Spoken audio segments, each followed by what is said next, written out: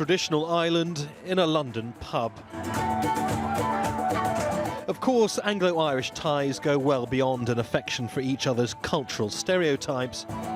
People have moved across the Irish Sea for centuries. Almost 900,000 people born in Ireland live and work in the UK. Now Brexit's added a new dimension to the bond. Richard WHISTON's applying for an Irish passport. Anyone with at least one Irish grandparent's eligible for Irish citizenship. This is my grandfather's birth certificate. This is my connection with Ireland.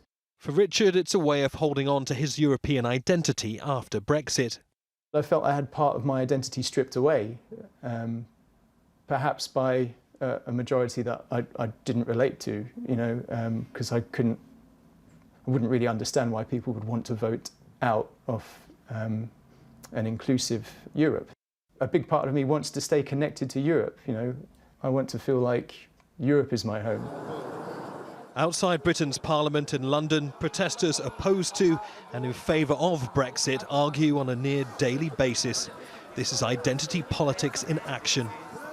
As many as 6 million people, that's almost 10% of the entire population, could be eligible for Irish citizenship.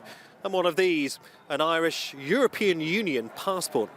Ever since the UK voted to leave the EU, hundreds of thousands of British people have applied for them. Many see them as almost an insurance policy against all of the uncertainties of Brexit.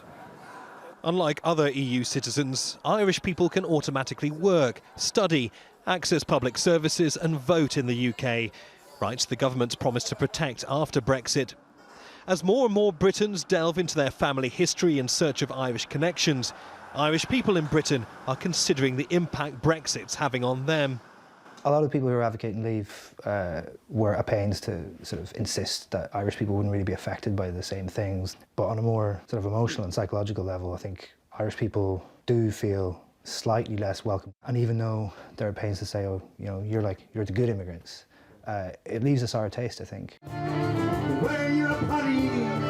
Brexit's forcing people to question their sense of identity. And for a large number of British people, encouraging them to seek out a new one.